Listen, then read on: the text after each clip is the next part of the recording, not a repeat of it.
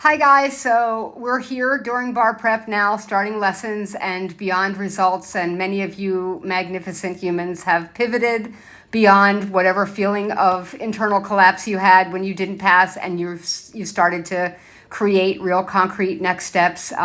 It's part of why I love this population of people so much, because you can bring yourself, back to a place where you can start again. So I love that for you. And I wanted to talk to you about things that you can do during bar prep over the weeks when you start to have those moments of self doubt. And of course, they come with every group of high achieving people, the belief that you can do something really big and really hard and really extraordinary, almost parallel with the fear that you're not up for it, not good enough, not capable, can't find what it takes to do it from day to day. And that's, sort of by design, in the sense that people are impelled forward to do hard things by a strong sense of themselves and a belief that they have something big to contribute. But in taking on those big things, we are always sort of straddling the human condition and what we come up against in trying to be the person that will accomplish that task. And so it's natural for those two things to coexist, as odd as it might seem. And I see a lot of that. In my own bar prep, one thing I can say, because I talk to people a lot about digging, during those days and weeks when it gets hard. When people start with me, they're usually really excited for the first lesson because they want to relieve anxiety to get started.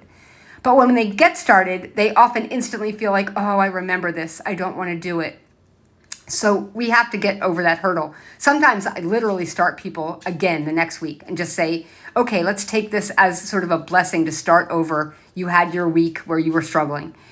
But in the day-to-day struggle to find that place within yourself that feels worthy to do this thing, I want to remind you, or just inform you, that there's a scientific idea that humans do not endeavor to do things they cannot accomplish. So you might pursue some high-minded task like starting a business, or competing in some sport at a high level, or taking a licensing exam, or traveling across the country in a way that is going to be really risky, just because you want to express and experience your spirit in that way. If you can imagine and endeavor to do those things, the old sort of expression, if you can imagine it, you can achieve it. What that actually really means is, scientifically, people do not do things that they cannot accomplish well or safely, because people generally don't want to find themselves in a condition of danger. And for that reason, you would avoid, a hot coals. You wouldn't walk on that, maybe, unless you're training for that.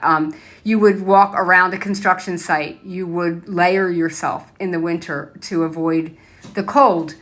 And this is all the human defense mechanism kicking in all the time. That is the way that we've evolved over years as a species to survive. Those are common examples of defense. But at the deeper levels, psychologically, when people are doing hard things, unless they are not fully stable emotionally, or unless they are having some sort of a departure from reality, and I don't, discredit those things or intend to demean them, but they are not this population for two reasons. One, you've gotten through some real qualifying events. You took an LSAT, you went to law school for several years, you graduated from that law school. I expect it was accredited. So there are objective qualifiers that you've already met and managed. That takes you out of the delusion sort of population right away. And the second thing is that because the defense internally of a human is to protect themselves, we don't usually endeavor outwardly in a real way to do things we can't achieve. You would not, try to jump hurdles that you hadn't prepared for. You'd fall on your face, probably not clear it, and hurt yourself. So this is the same kind of thing. You're in training for this. You're clearly not fully ready, but you are in training because of a qualification you have. And more importantly, the person that makes up you inside of your physical container knows you could do this because you signed up for it. And that is part of the human defense mechanism, that you do things outwardly that you believe you can do safely and that you can complete. And if you can hold on to that idea, you might think about how it compares to law school. You wrote an essay, you took an LSAT, you prepped for that, didn't know anything about it. It felt scary, but you were not going to be stopped, by not doing it because it felt scary, because something in you believed that you wanted to be a lawyer and that's what you had to do first. And then you got to law school, and every day of that, if you were me, for the first year at least, was disorienting and terrifying because it was foreign. I don't have lawyers in my family. I have an arts background. I don't know anything about this stuff. So it's scary, but I'm not going to not show up. What I'm going to do is assess, evaluate, research, figure it out. I'm going to every day try to figure it out because I don't want to not accomplish this thing. I set out to do it. I got admitted. Somebody believed I could do it.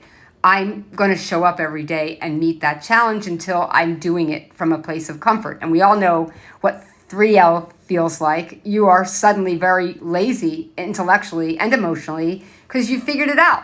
You're there. When you're taking the bar exam, if you haven't figured it out in the sense that you haven't passed, we cannot conflate that with the idea that you aren't capable. It just means you haven't figured it out. So in large part, that's what I'm here for in my technical work. But emotionally, it's like so important to just reference back to the idea that you would not have endeavored to do this thing if you didn't know you could. That is a scientific truth, unless you are operating, from some other vantage point of reality. I'm talking to you about a bar exam that you took, didn't take yet, or are about to take, so you are not one of those people. It's easy to say you can do this. You need to believe in yourself. I'm just accustomed, to people expecting those kinds of supports. But for it to work, you really have to believe it.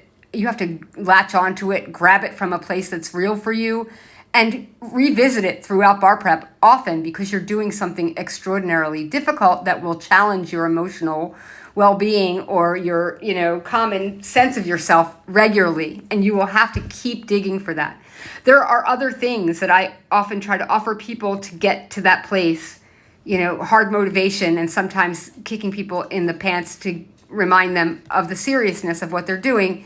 That's part of it. But in this moment, as we begin, I want to remind you that when you began your admissions essay, when you began law school, when you began studying for the LSAT, when you began your course of study in undergrad to prepare for all these things, you knew you had something ahead of you, but you never thought that it was bigger than you. You knew you were impelled. There was a force in you saying, I must show up for this next thing.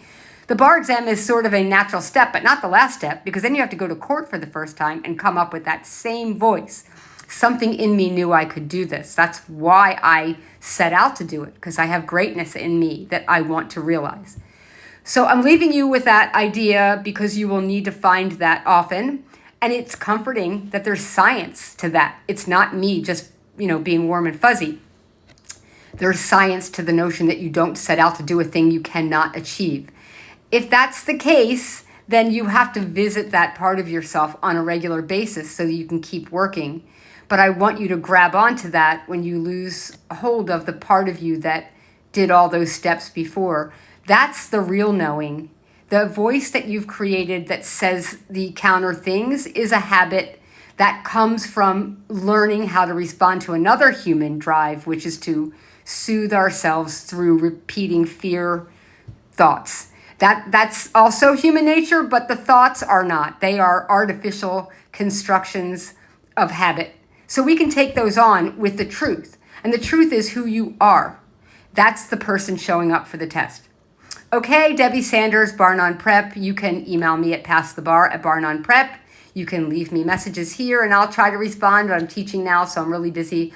You can find me on barnonprep.com. That's my website. And hopefully we'll get to talk more in the future. I'll see you soon.